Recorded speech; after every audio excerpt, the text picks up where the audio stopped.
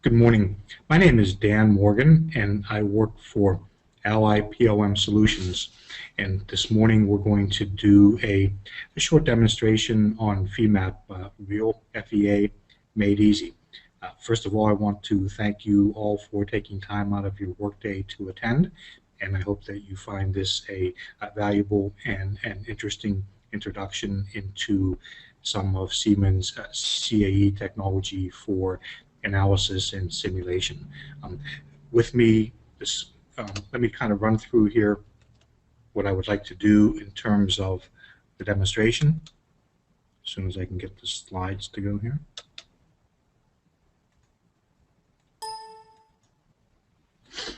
Okay. This morning, what we're going to basically be doing is some introductions. I'll run through a little bit of the objectives of what we hope to cover this morning, a quick overview on Ally PLM, another quick overview on the Siemens CAE product line. We're going to then have a technical demonstration, and at the end of the demonstration, I will open this up for questions from the audience. So if you do have questions, I'd like you to please jot them down and save them for the end of the presentation, at which point we'll be happy to entertain any questions that you might have. Introductions. First of all, my name again is Dan Morgan. I work as an account manager for Ally PLM Solutions.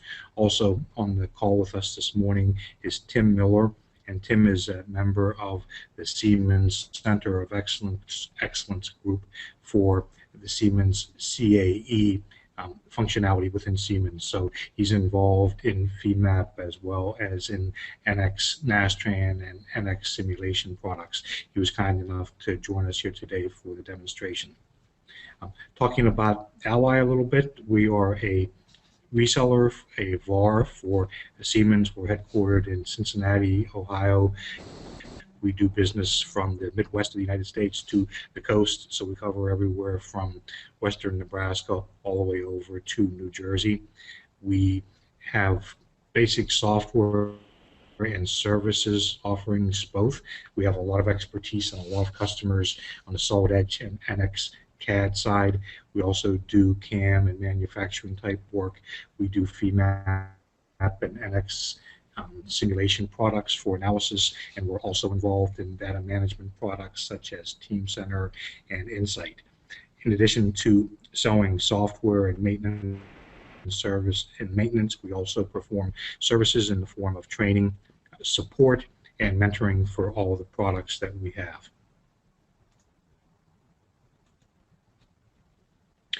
Just a quick look at some of our customers. Our customers run the gamut from very, very small companies, local companies, one-person operations, up to Fortune 1A and 5A companies such as Pella and Curtiss-Wright, Link-Belt, people like that, Aerial Products, Mitsubishi Electric. So we do business with a very wide variety of customers in a wide variety of different industries and fields and a wide variety of different sizes of customers.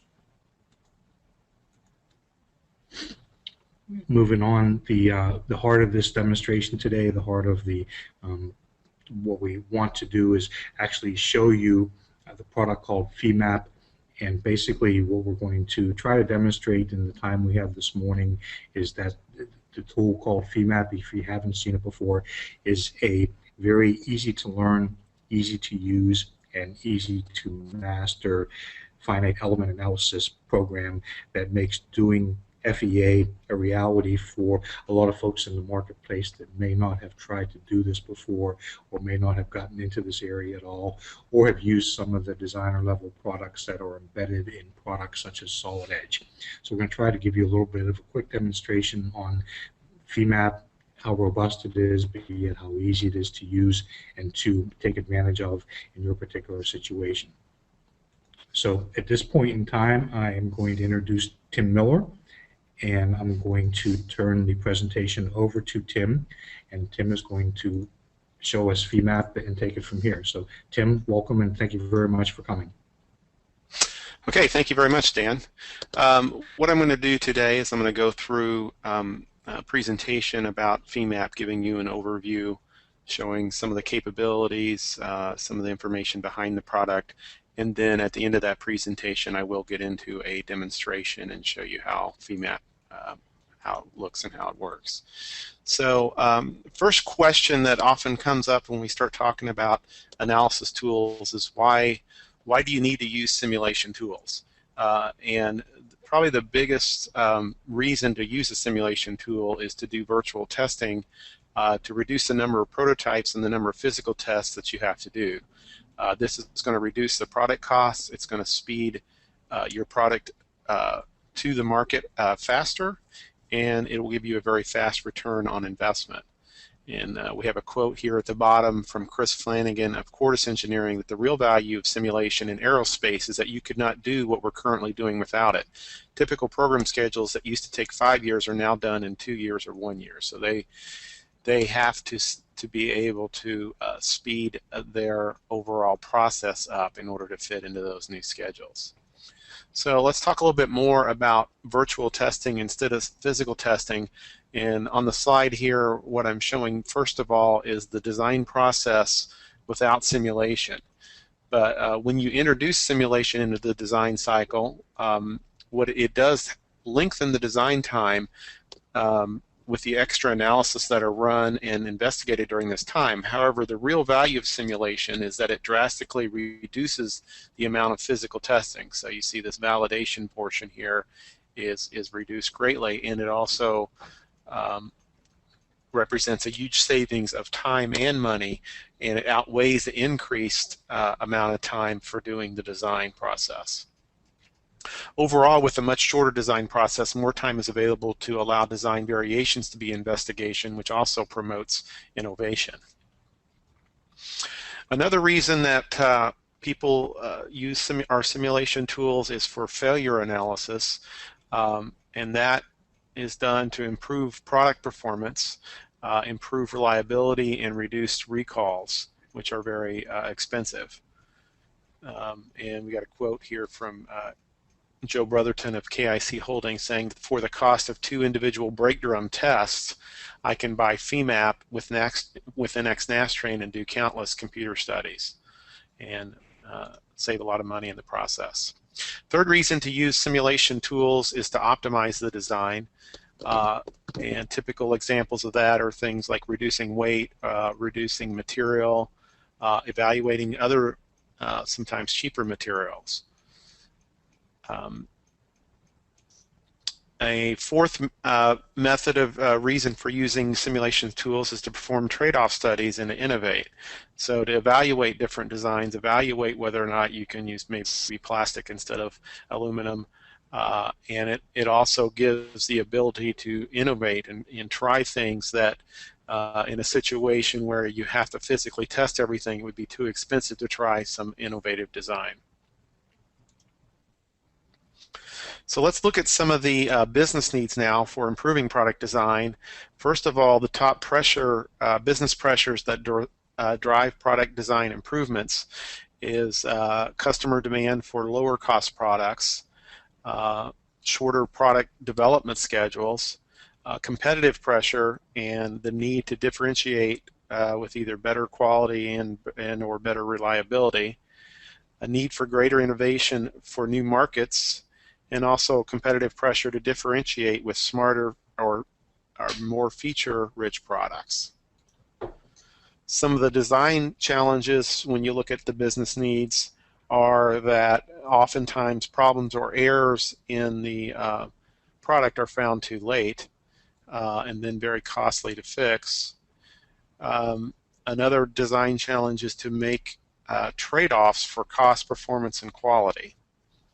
Frequent design changes are another design challenge. Predicting product behavior in a real-world environment, as well as when there are workforce reductions, you lose some technical expertise oftentimes, and that can present design challenges. So a third area of business needs for improving product design is some objectives. And some of these are typically, again, things I've kind of already talked about a little bit: decreasing the length of the development time, making the product a higher quality product. And both of those will give you increased profit margins as well as lower product costs. And best-in-class strategies to improve product design is one strategy is to analyze product behavior earlier where it's cheaper to make design changes. Implement a get it right first time strategy. Promote collaboration between the analysis experts and your design experts. Evaluate more design iterations in the concept design stage, and lastly, to define best practices for assessing product behavior. So FEMAP gives you the ability to implement all these business needs. Let's talk a little bit about the FEMAP vision.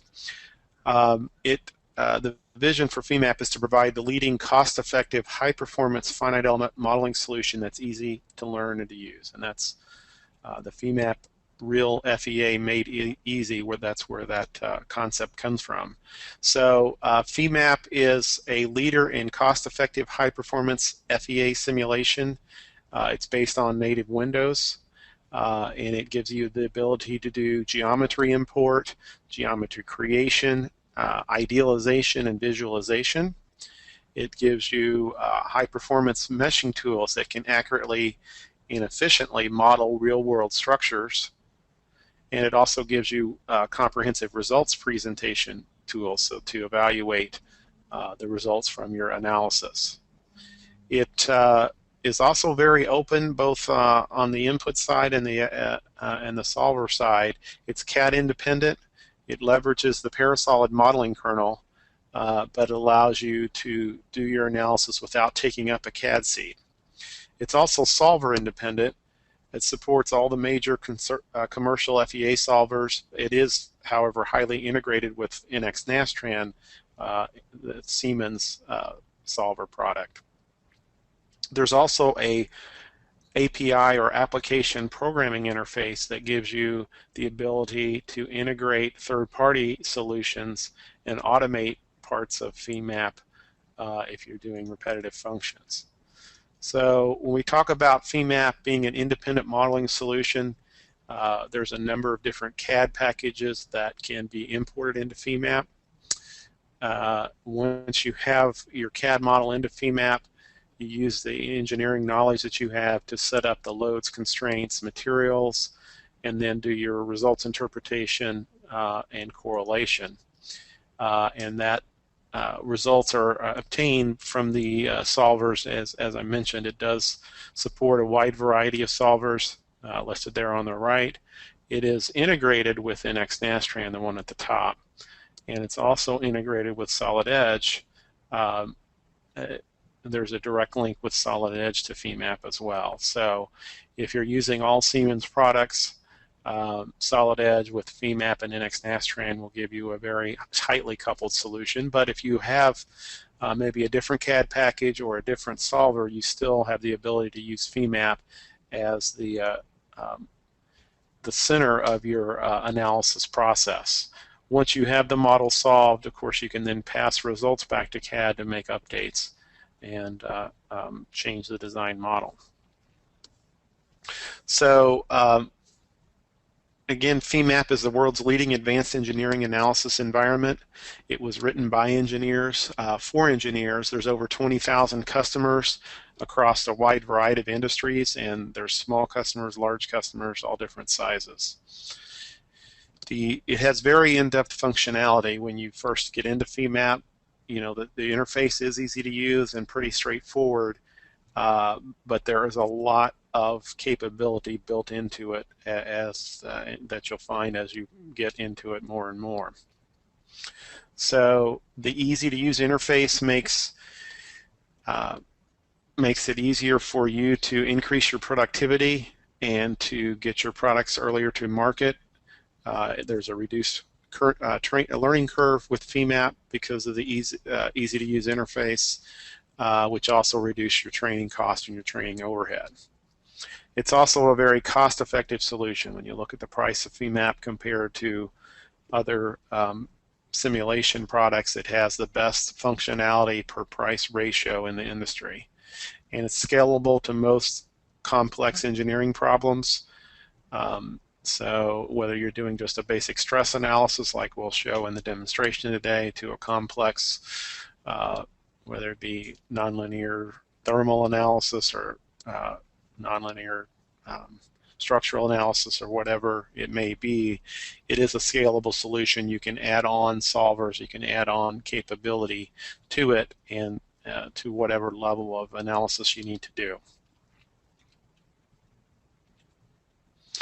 So I want to talk a little bit about the FEMAP product strategy. Standalone FEA pre and post processing is what we're going to really focus on today. And the CAD independence with the robust data transfer and geometry cleanup tools give you the ability to do your simulation early in the design cycle. And pretty much all the slides from here on out, I'll be focusing on that. We really don't have time to get into all the areas, but some of the other areas that are mentioned here are best-in-class FE modeling capability, scalable open simulation, customization and automation capabilities that allow you to integrate with third-party solvers, usability, using a Windows native application maximizes your productivity while it minimizes the cost of training. And in fact, in many cases what we found is new customers are able to learn the product just from the examples, the extensive examples that are provided with the package. But we can also jumpstart you with customized or standard training classes on the product as well. And then lastly, the one I just mentioned, the high value simulation, this functionality to price ratio is very very strong, and that really gives you the best just the best price ratio in the market. So let's talk about the standalone FEA capability. You look at the product interaction from the CAD, you do a geometry import into FEMAP. If you're solving with Nastran, you would then export your Nastran file, solve, bring the results back, and then transfer that back into CAD. But FEMAP's seamless and robust data flow brings that analysis closer to design. The fact that it's integrated with Solid Edge and Nastran allows that whole process to occur a lot faster. So when we talk about analysis-based design, in the concept stage you're doing engineering, in the definition and development stage you're doing your CAD and some simulation, and then at the end of that process, the virtual validation stage, you're doing detailed simulation and then some more possibly CAD updates and simulation. What efficient CAD interaction and solver integration does is reduces that overall time and makes those stages all shorter. It also gives you neutral CAD data access, so you can leverage the design model in your 3D CAD system even if it's not a Solid Edge CAD solution. Again, FEMAP supports all major CAD systems and many data types. You use that CAD data as the basis for your simulation model. You certainly can build a node and element model up from scratch, but it's always going to be a lot faster to do that based on a CAD model. And you can employ just FEMAP in a multi-CAD environment. If you have CADs coming from different sources, you still can use FEMAP as it can import Solid Edge, Ideas, NX, SolidWorks, CATIA, ProEngineer data. 82% of companies use 3 or more CAD formats, according to a report from the Aberdeen Group. So FEMAP certainly is not going to struggle in that situation. If you do use Solid Edge, you have full interoperability and in fact can apply material properties and have those imported directly into your FEMAP model without having to re-enter those if you're using Solid Edge. So you get the best of both worlds. You get an integrated system and you also have the ability to use other CAD capabilities. So let's talk a little bit about functionality.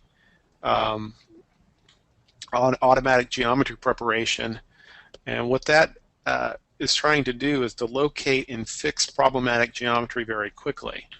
So it It allows you to do easier meshing of complex 3D models that have problem geometry and removal of unnecessary details as well. Some of the geometry cleanup actions that are performed automatically include combination of surfaces and curves, so combining surfaces or combining curves that, if left as individual curves or surfaces, may give you more difficult or small edges, that type of thing. Suppression of small curves and surfaces, surface splitting at strategic locations, and user-defined tolerance allows you to control how many of those geometric changes are going to occur. And including in these geometry cleanup tools is something that was recently added to FEMAP, which is the interactive meshing toolbox. So it allows you to locate problematic geometry, for example, short edges, sliver surfaces, and then doing things also to manipulate and fix the geometry, like combining the curves, combining surfaces, suppressing or removing small features. And then the geometry is going to be better prepared for meshing. You can also do things in the toolbox like split up geometry, offset curves, set up washers to give you a pad with a matte mesh as shown in this example. So let's look at a case study from RUAG, which is an aerospace company in Sweden. They had a challenge that they needed to shorten project durations, but they still had a requirement for fast and accurate model validation, and the overall goal was to reduce the overhead costs. What they did was they used FEMAP, which gave them easy access to CAD geometry, as well as easy definition and evaluation of laminate structures. So the result was, by using FEMAP, they obtained a significant reduction in modeling time through the use of automatic meshing functionality that also allowed faster turnaround time for more detailed and more accurate models. And you can see the quote there from the head of engineering: FEMAP's ability to import geometry enhances the quality of the analysis, and this feature of FEMAP lets us add more detail to the models so we can get more accurate results. So let's talk also about some of the FE modeling capabilities, assembly modeling. First of all, there are assembly connection capabilities that will allow you to give more accurate results, and I'll actually show a little bit of this in the demonstration today. There are a variety of assembly connection methods that are available in FEMAP. You have, for example, linear and nonlinear contact that can be set up with or without friction. And the solution with that iterates to give you the true contact state.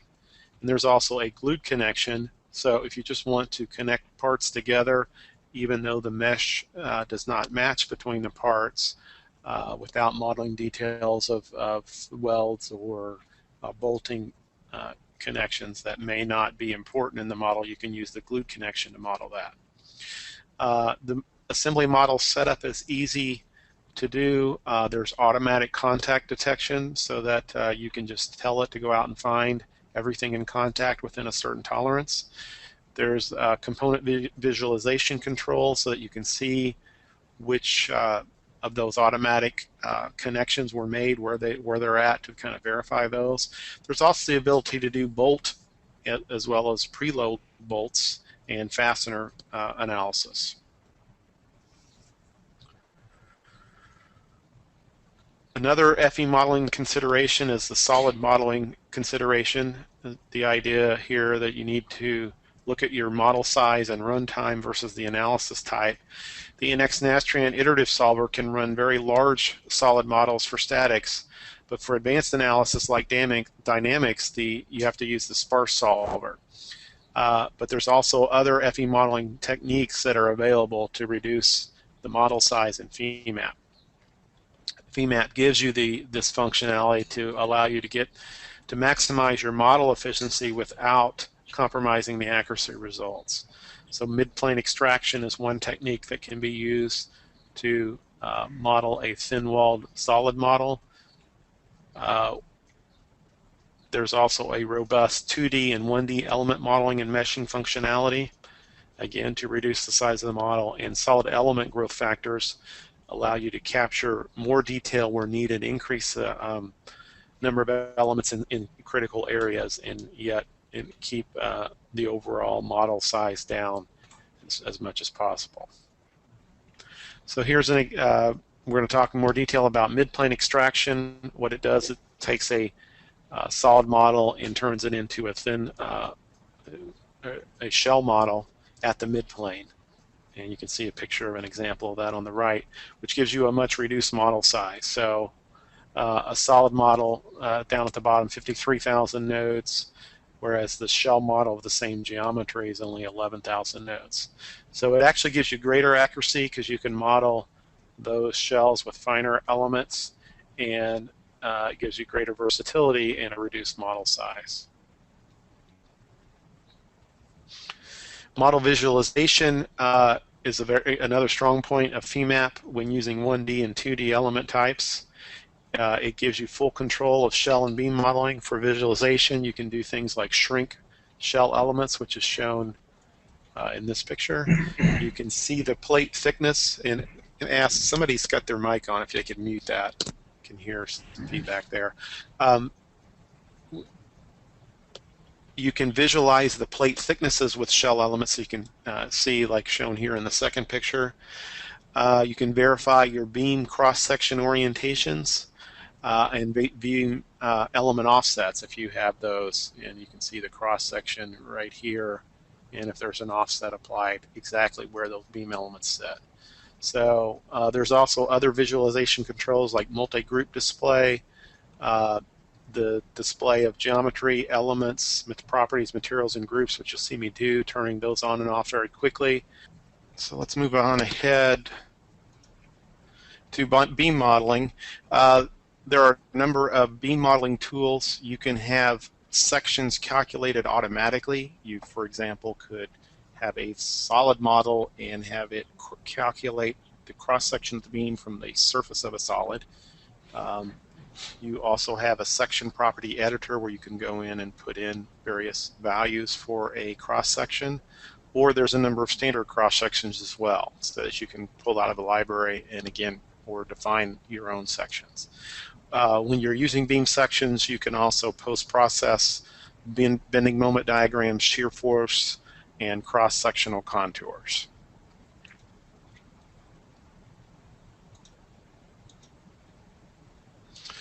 You can also do spatially varying loads.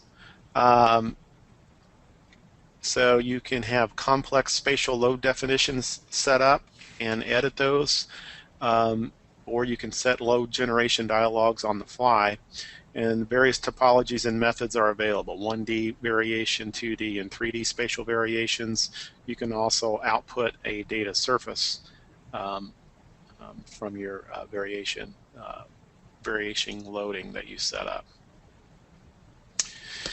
There's also composites modeling capability with FEMAP, which includes a layup viewer, a layup editor, which allows you to copy and rotate plies and edit ply properties. And it gives you live property updates in the info pane, and you can also set up groups and view, organize, and manipulate plies.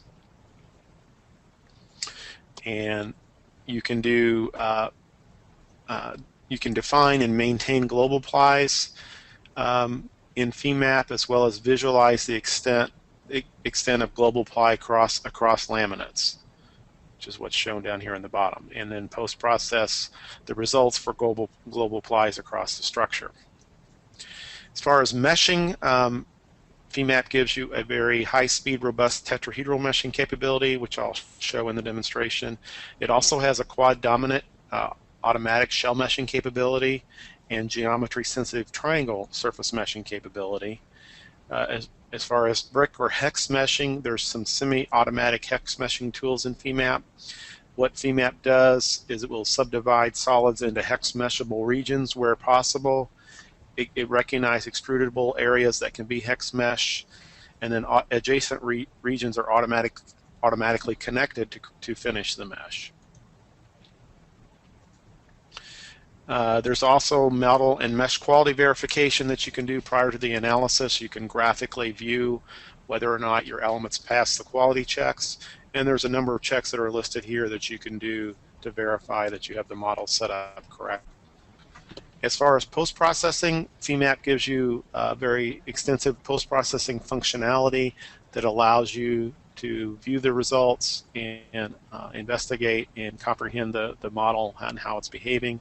Things like animations, dynamic cutting planes, ISO surfaces, free body tools, and you can create AVIs and JT files as well to submit for reports.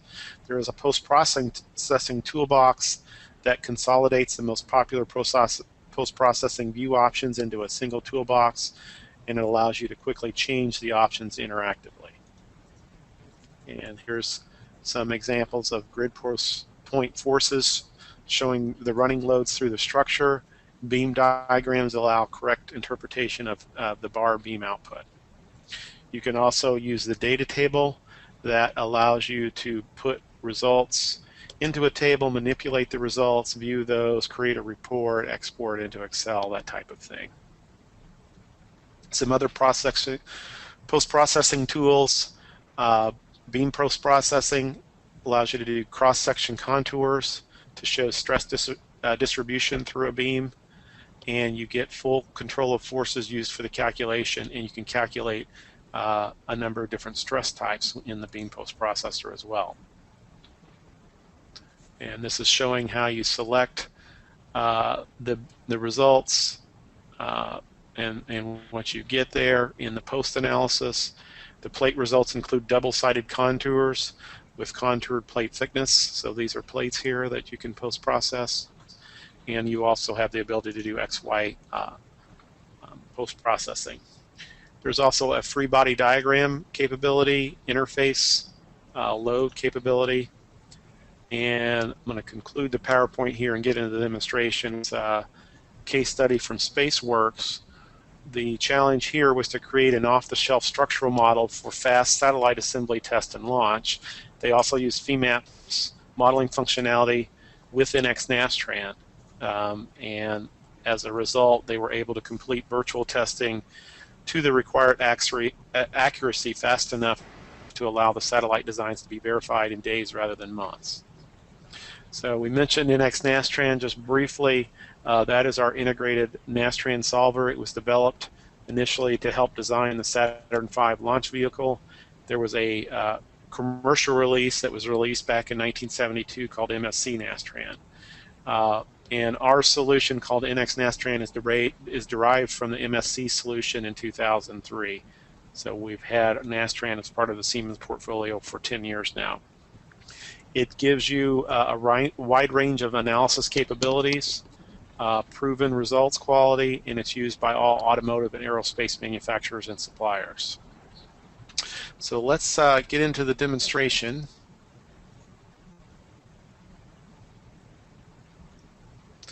And this is the model we're going to take a look at today, just a simple analysis model.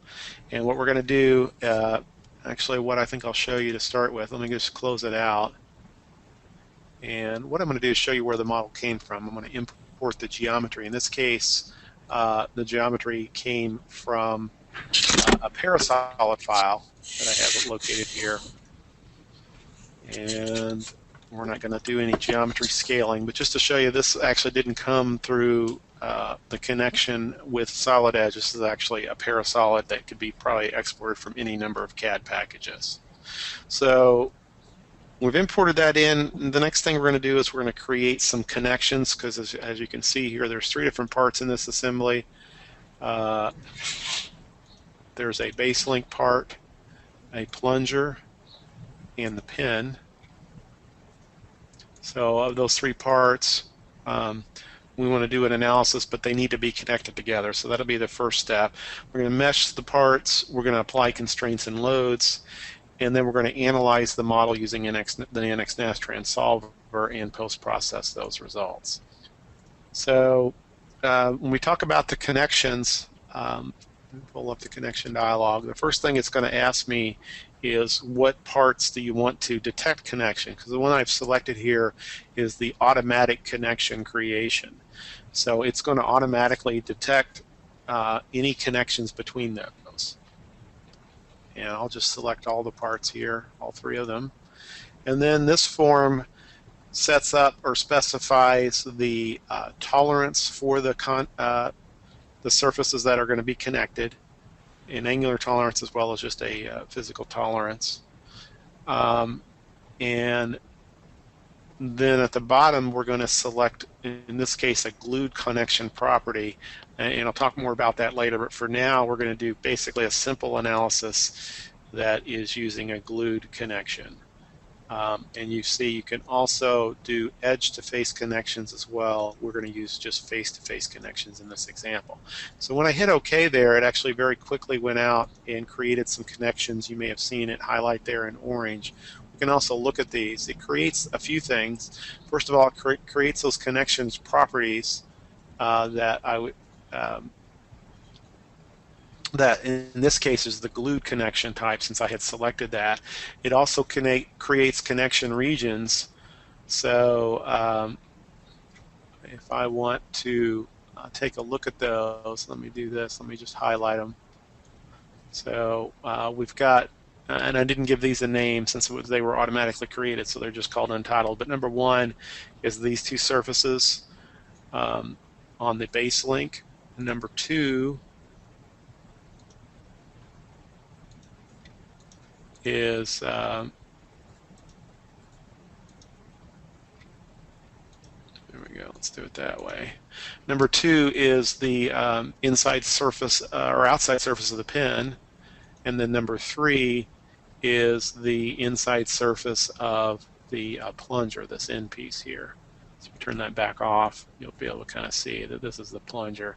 So we've got basically connections that were defined all they're going to be defined to the pin in both cases, the base link to the pin and the plunger to the pin, and that's what the connectors are. When we look at these regions here and tell it to highlight those or show those, you can see this is the pin to one, that's the pin to the base link, and this is the pin to the plunger.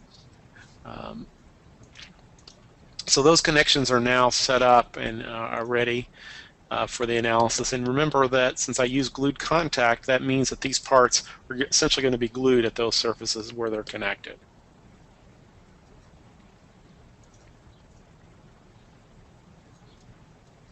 So the next step is to go in and define some loads and constraints.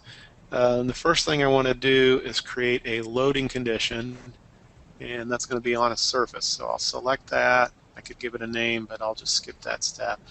And the load's going to be on this in surface. If you notice, it highlights it there with a little circle. If I want to see a highlighted view of that, I can click on this button, and it will show me that surface there by itself. So that is the correct surface. In this case, we're going to do it as a force, which is the default, but you may notice here in the form that there are a number of options. You can do force per area, bearing, moments, torques, displacements, velocities, accelerations, pressures, and there's some heat transfer loading as well. But in this case, I did want a force loading, and what I'm going to do is I'm going to create a force normal to the plane that I selected, or actually normal to the surface that I selected, which was this surface here on the end of the plunger, and the value of that's going to be 100 pounds. So when I hit OK, it'll automatically create that, and you can see that boundary condition displayed there on the screen.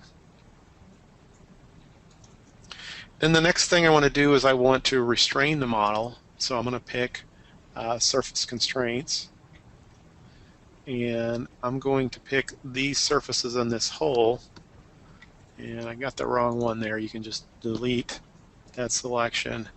Then you'll notice also FEMAP allows you to select right through. You don't have to rotate around necessarily to be able to grab all the different surfaces.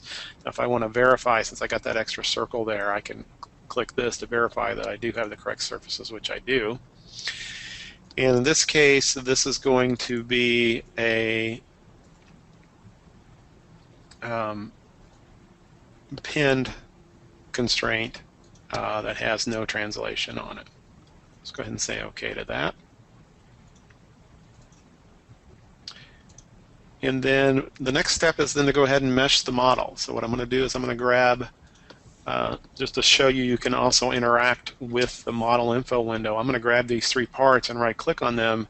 You'll notice there's a number of options here. I could have created my contact definitions this method, but what I want to do here is to put a tet mesh on these. So the first thing it's going to prompt me is what material do you want to use, and it comes up with basically an empty material. I'm going to load a material out of the database that comes with FEMAP, a steel material. You can see it populates all my Young's modulus and other data. So say OK to that, then it's going to come back. Basically, it created this solid property with those materials in it. Then it's going to come back and show me a preview of what the mesh size is going to look like. And you can see about how far apart these nodes are, and that's automatically sized based on the parts and the size of the parts. If I want to change that, I could hit Update Mesh Sizing and put in a new value here, but I think I'll just leave it at the default and say OK, and it'll very quickly go in and generate the mesh. And to make it a little bit easier to see, I'm going to toggle off some things here. I'm going to toggle off essentially everything, including loads and constraints, except the mesh. Rotate that around so you can see what the mesh looks like. It's a coarse mesh. I'm going to go ahead and solve this, and so I want to keep my solve time down, but it's sufficient for those purposes. So now the model is ready to be analyzed. So let's go ahead and set up the actual analysis. What we're going to do is we're going to create a new analysis set, and this is where you pick the type of analysis you're going to do. And here I'm going to select linear static, but you can see there's a number of other options there. And you can also select your solver program. For example, if you were solving with ANSYS, you could select that from the list. But in my case, I've got NX Nastran installed. I'll just say OK, and then analyze and start that solution process. And what happens when you start the solution, it will go and write out the NX Nastran file. You can see it wrote out two coordinate systems, a load set, a constraint set, a material property, or a physical property, material property.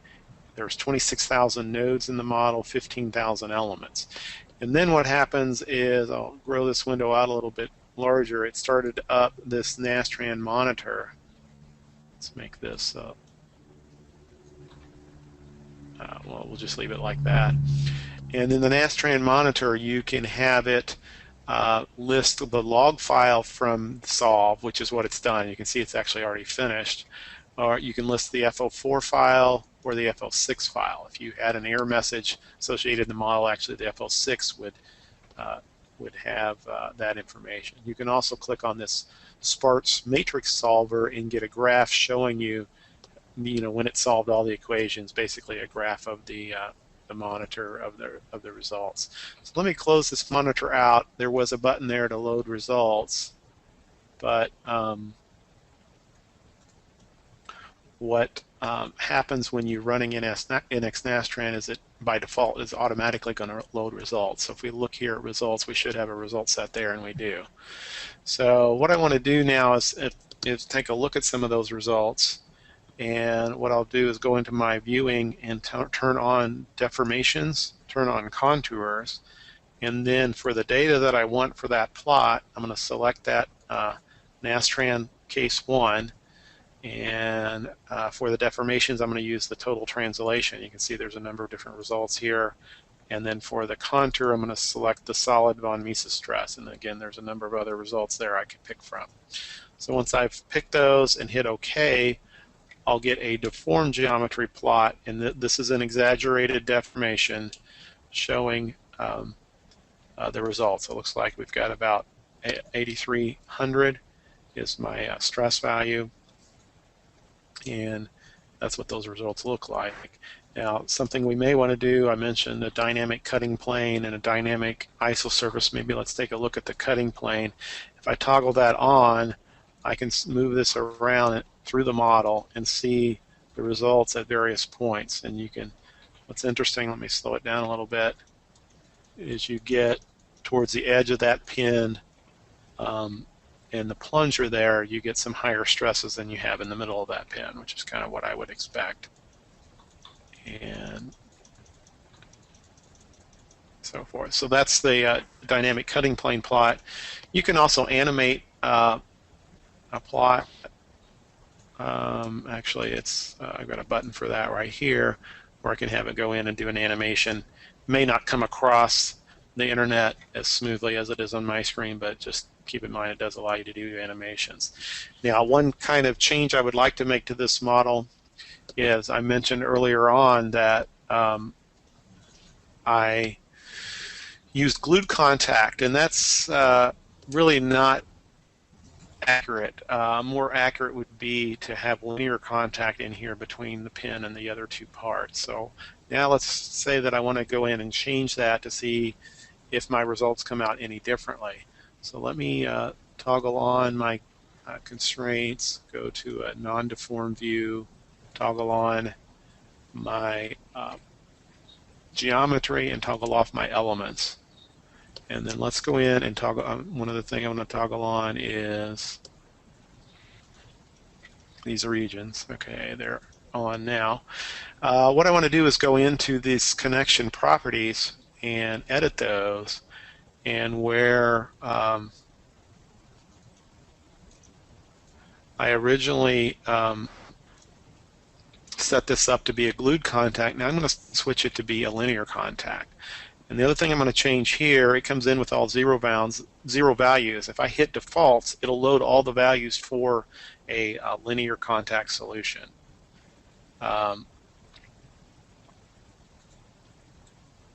And the other thing I want to add is some friction. I'm going to put a friction value of 0.4 there, and we'll make that change. One other thing I just remembered I forgot to do is I want to set this initial penetration to be 0 as well. So now I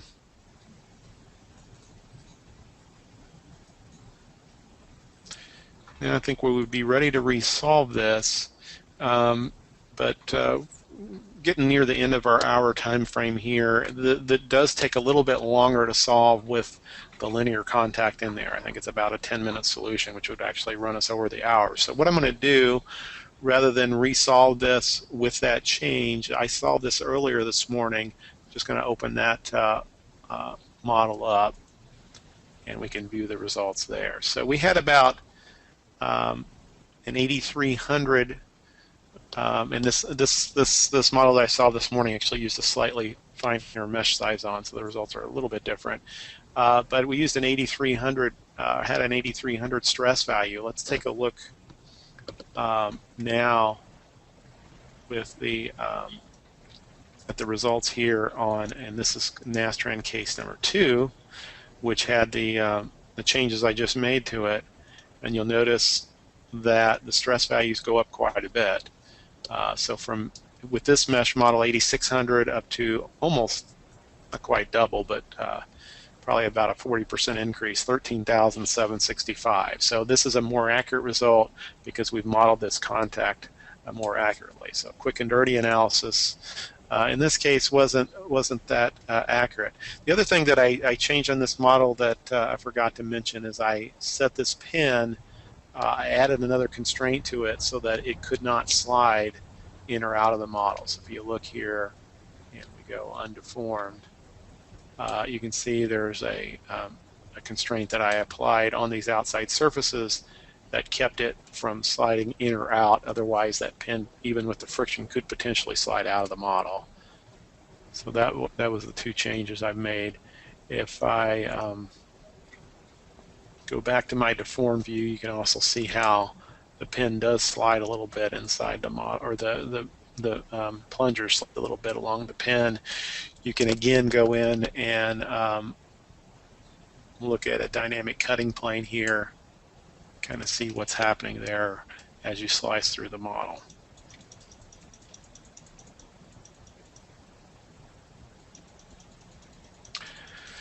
So that's the concludes the demonstration part today. What I'm going to do at this point is turn the webinar back over to Dan. Wonderful. Tim, thank you very much for that. That was a great demonstration and a great introduction to the FEMAP product.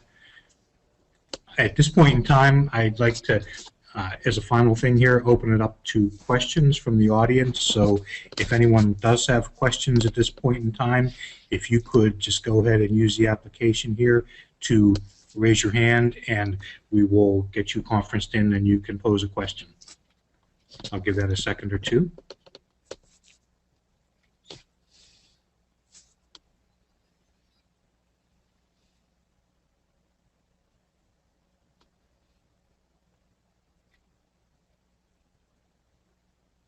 Looks like no questions. So Tim, looks like you have made everybody an expert in FEMAP in less than an hour, which is a wonderful thing. Congratulations. That's a good deal. At this point in time, then, we're gonna sign off this morning. Thank you all very much for attending the seminar. We certainly appreciate it. And as a follow-up to the seminar, should you have any questions at all, please feel free to call Ally PLM. Our telephone number is located on our website, and we certainly can help you out with addressing more questions about FEMAP or anything else you would like to know about Siemens CAE products. So, Tim, thank you very much. I'm going to sign off at this point in time. Everybody have a great day.